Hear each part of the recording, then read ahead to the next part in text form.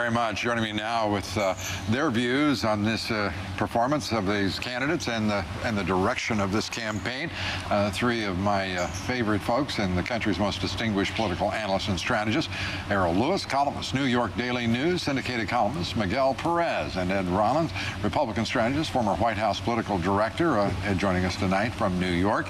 Ed, sorry you couldn't be here to enjoy the weather down here in Florida, but did you enjoy the debate last night, and do you think that the Republicans should be scared to death? It was a great debate. If I was running one of the presidential campaigns for our side, I'd rerun that portion of the debate you just showed about 10 times everywhere. You know, you've gone from 1 no in the first debate to 3 no's and 4 maybes, and I guess we really don't know. And I think Obama got Hillary's notes on the yes/no answer that she did so well the last time. Yeah. I think the debate was tiring. I think at the end of the day, they didn't add any new dialogue to the mix. I think she did better than she did the last debate, and obviously as the front runner, that's a good place to be.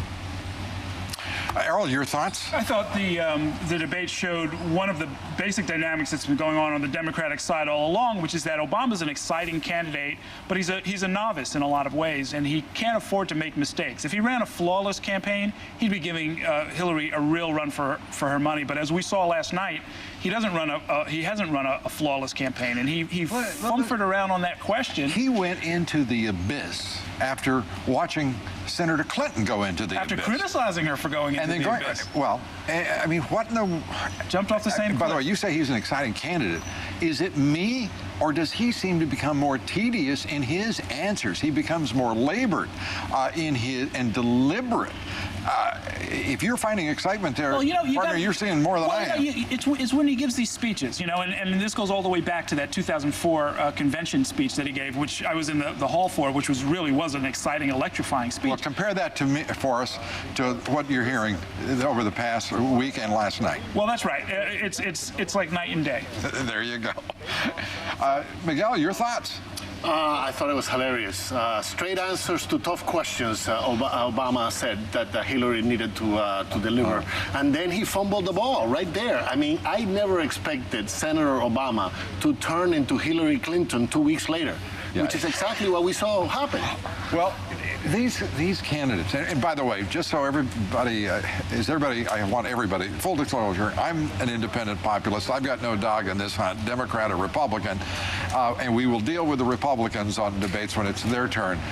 But focusing tonight on the Democrats, Ed, I mean, it looked to me as though the idea of attacking, viscerally, the idea of attacking Senator Clinton was just blew up in the faces of Edwards and Obama, particularly. Well, it did, because I mean, obviously, when you get booed by a Democrat audience, and this audience is handpicked by the various candidates, and when they boo you for being on the attack against Hillary, certainly proves that she is the front runner, and this party will unify behind her when she wins this thing.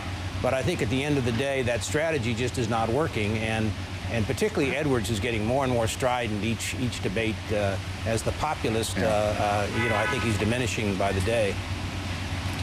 Now, I have to tell you, I thought as a populist, I thought much of his message is important. I think it's absolutely correct, and yet he achieves no traction.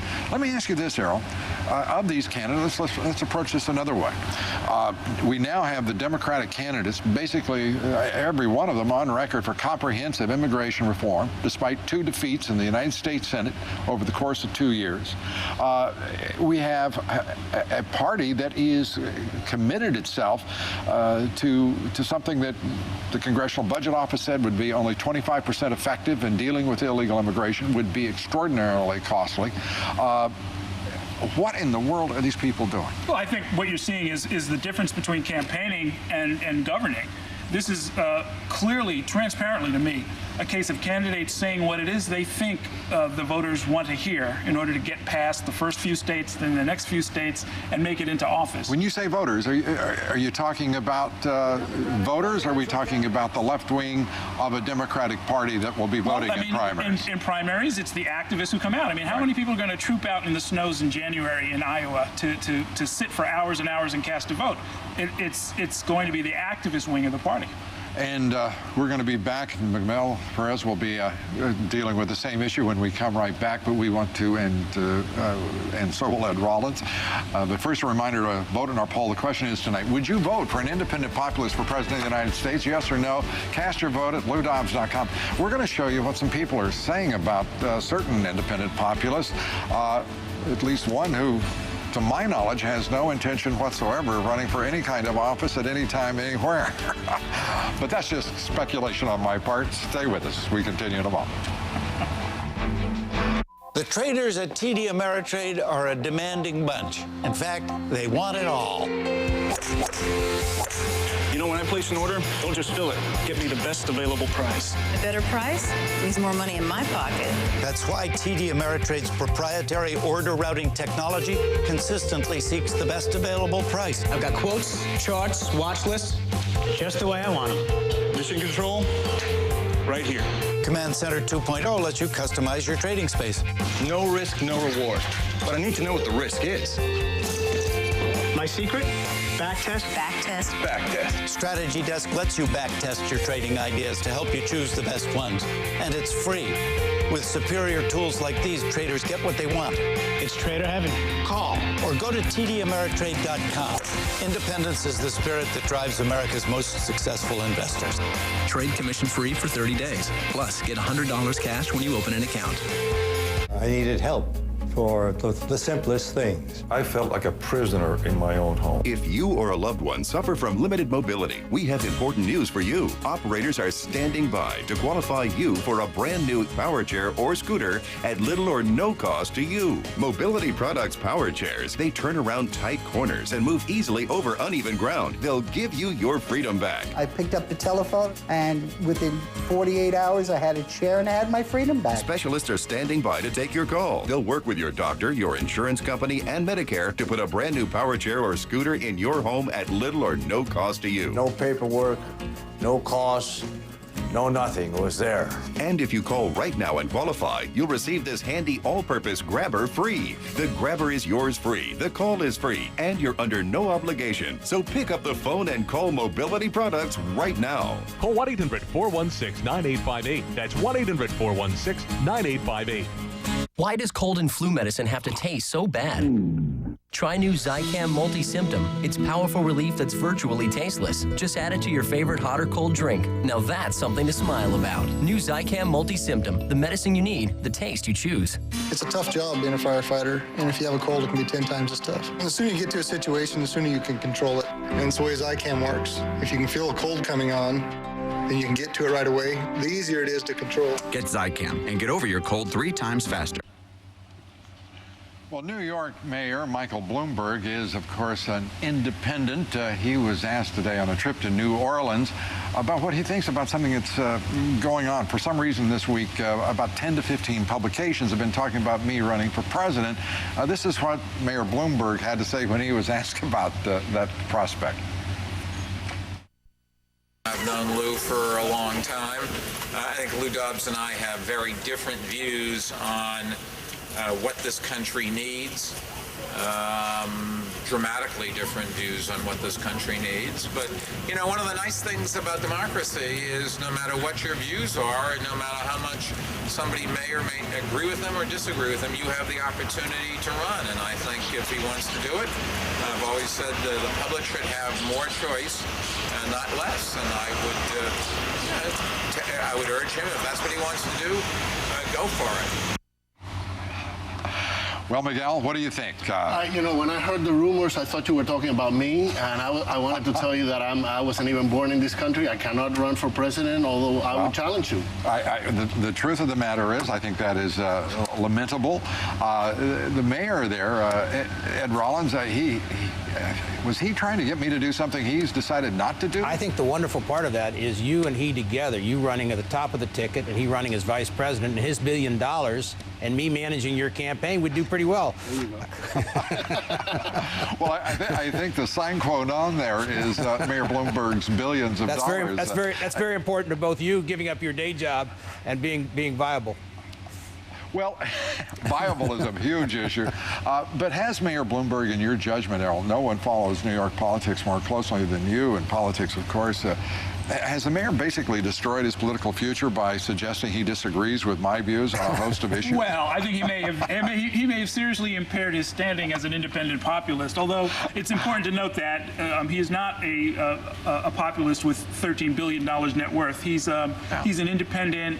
And by the way, most people who have $13 billion are extraordinarily independent. Well, yes, in more ways than one. He is, though, I think, he's a free thinker. You know, I mean, he was a Democrat and then a Republican and now an independent. Right. From watching him, I can tell you that and this is something that you two do have in common, he just kind of works from the facts and arrives at his conclusions without regard to party loyalty. And it's something that has been refreshing in New York, and the nation could probably use a lot more of it. Yeah, in that regard, I have to say, Ed Rollins, the truth is, I think that Bloomberg and I share a great reverence for empiricism.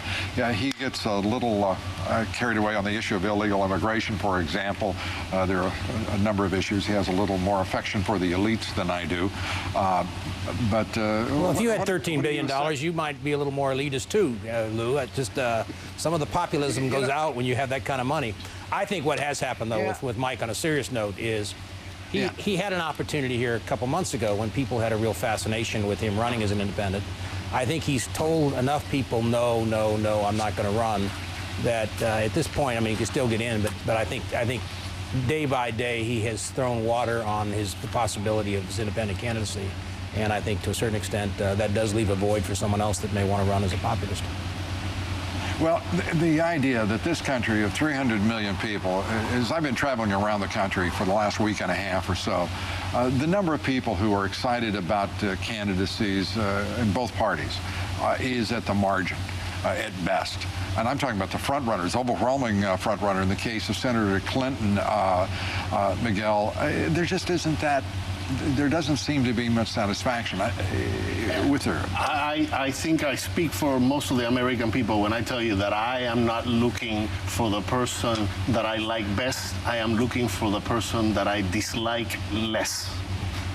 How about you, Earl? I think that's a common sentiment. In fact, there's not a lot of electricity. Even watching the debates last night, not a lot of electricity in the room, not a lot of real sort of passion. And then there's a whole range of issues from the subprime mortgage meltdown on down that just isn't really even front and center in these debates. So there are a lot of issues that you have put on the public agenda. I think it shows that there's room for more.